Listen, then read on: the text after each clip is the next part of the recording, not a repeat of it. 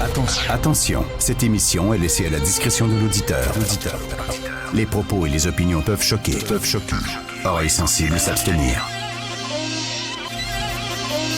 Richard Martineau. Un animateur pas comme les autres. Richard Martineau. Bonjour, merci d'être fidèle à Cube. On vous rappelle que nous sommes débrouillés jusqu'au 11 avril, donc il reste encore quelques jours si vous voulez nous voir à la télé, voir à quoi ça ressemble Cube Radio à la télé, Cube Télé. Donc, si vous êtes abonné à Elix, c'est au canal 70. Si vous êtes à Illico, c'est au canal 651. Et si vous êtes abonné TELUS, c'est au canal 528. Donc, profitez des jours qui restent du grand débrouillage. Est-ce que je suis tout seul au Québec à me sacrer un peu de l'éclipse? J'avoue que ça me passe un peu 25 000 pieds par-dessus la tête, là. Je pense que Mathieu aussi, Jean-François, notre réalisateur, vient de me dire que Mathieu Bock-Côté aussi, il a l'air à s'en foutre. Ben lui, il est en France, hein. L'éclipse ne sera pas visible de la France. C'est visible d'ici, mais je sais pas, ça me passe 25 000 pieds par-dessus la tête un peu, là. Pas besoin de vous le rappeler, faites attention, regardez pas ça avec vos yeux, même pas avec des lunettes de soleil. Ça prend des lunettes spéciales et pas des lunettes achetées sur Amazon qui viennent de Chine et qui sont faites n'importe comment.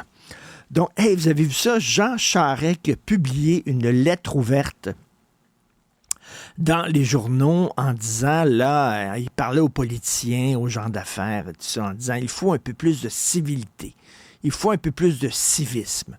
Faites attention à vos paroles, baissez le ton, là, ça n'a plus de bon sens, les gens s'engueulent et s'insultent. J'aimerais rappeler, lorsque M. Charest était premier ministre, rappelez-vous, Elsie Lefebvre, qui est chroniqueuse ici à l'émission, qui était députée péquiste à l'époque, elle lui avait demandé si sa femme, Michèle Dionne, n'était pas intervenue dans un dossier qui impliquait la Croix-Rouge. Et Jean Charest avait dit « maudite chienne » en parlant d'Elsie Lefebvre. Il ne l'avait pas dit très fort, mais ça avait été capté quand même par les micros. Et je me parlais à moi-même, il s'est excusé après, mais il a dit « maudite chienne ».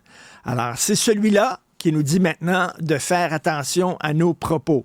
C'est quand même assez rigolo. Vous savez, c'est arrivé souvent en chambre qu'on s'insulte comme ça. Gaétan Barrette était ministre de la Santé. Et la députée péquiste Agnès Maltais prenait la parole. Et pendant qu'elle parlait, Gaétan Barrette faisait un bruit de poule, en disant hey, « c'est une poule, c'est une dinde ». Gaétan Barrette faisait ça.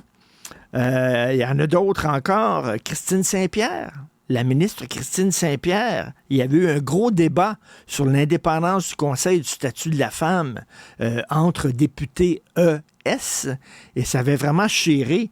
Et la députée libérale Christine Saint-Pierre avait dit à la première ministre Pauline Marois, elle avait dit « va chier ». Qui a dit que les femmes gèrent différemment que les hommes? Hein? Qui dit ça?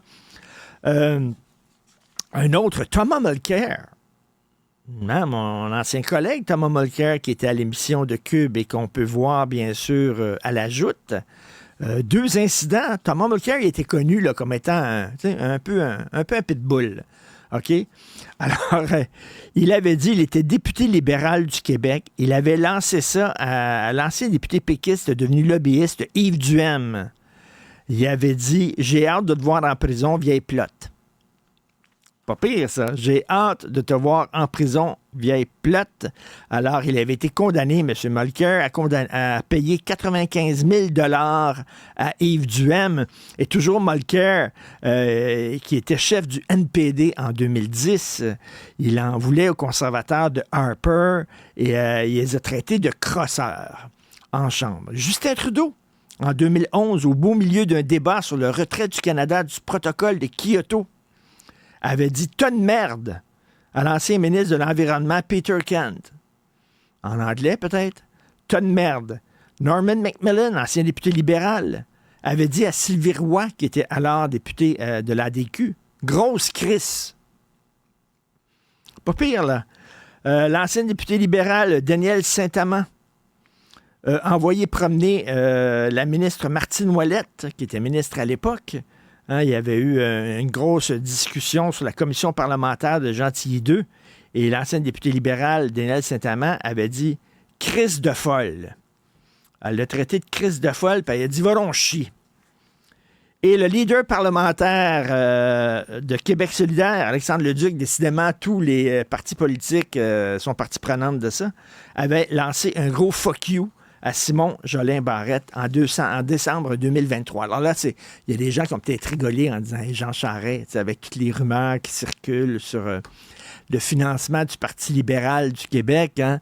Il y a même eu une enquête sur Jean Charest qui a mené à strictement rien, mais l'enquête mâchurée. Le monsieur Charest qui dit là, il faut agir de façon un peu plus civile. C'est assez rigolo. Vous savez que moi, j'ai grandi à Verdun et je suis allé à la polyvalente Monseigneur Richard à Verdun, qui est tout près du fleuve, à côté du pont Champlain, à côté de la baie des Capotes, un endroit qui est très connu des Verdunois. Donc, et là, j'apprends dans le Journal de Montréal, page 15, que la polyvalente Monseigneur Richard est la seule école au Québec. Il y a une dame qui a été embauchée, Élise Duprat, 43 ans, elle est embauchée, elle, à temps plein pour apprendre aux enfants le civisme et la décence dans les médias sociaux, apprendre aux enfants, apprendre aux jeunes, aux ados à bien utiliser les médias sociaux. Par exemple, t'envoies pas de dick pic. Est-ce qu'on a vraiment besoin de quelqu'un à temps plein dans une école pour comme rappeler une évidence? C'est-à-dire, tu ne prends pas des photos de ta bisonne pour envoyer ça sur les médias sociaux. On a besoin maintenant de quelqu'un qui leur dit ça en classe. Il me semble que ça tombe sous le sens. À l'époque, moi, il n'y avait pas d'Internet, il n'y avait pas de médias sociaux, mais il y avait des Polaroids. On avait des caméras Polaroid, puis on ne se prenait pas la bisonne en photo pour envoyer ça dans une enveloppe à quelqu'un. Mais en tout cas, bref. Alors, puis elle dit aussi, tu sais, traite pas quelqu'un de crise de chienne. Ces médias sociaux, ça le dit. Elle aurait peut-être dû dire ça à certains politiciens, certaines politiciennes. Et aussi, quand tu es une fille puis tu sors avec un gars, accepte pas de te faire photographier tout nu parce que là, tu es en amour avec, mais peut-être que vous allez casser puis le gars va être fâché puis ils vont envoyer ça sur les médias sociaux. Tout ça. Je sais pas. En même temps, je comprends, là, j'en veux pas, ça a l'air que c'est très, très, très complexe de gérer maintenant les jeunes, les médias sociaux, tout ça. Mais il me semble que ce sont des évidences. C'est des choses que les parents disaient avant à leurs enfants. Mais là, qu'est-ce que vous voulez? Les parents ne font plus leur job de parents en disant maintenant, c'est le prof qui va s'en occuper. Et là, ça prend une intervenante à temps plein pour dire, envoyez pas des photos de bisounes sur Internet. Coudon. Et en terminant, je vous ai souvent parlé de ce film-là, Mégalopolis. Alors, Francis Coppola, ça fait 40 ans qu'il a ce rêve.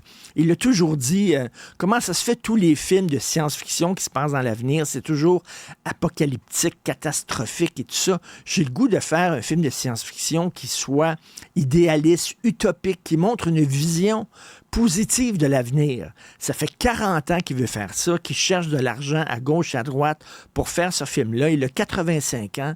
Vous savez qu'il est devenu très riche avec son vin, ses vignobles. Alors, il s'est fait un cadeau. Il a mis 200 millions de dollars de son propre argent pour financer son film.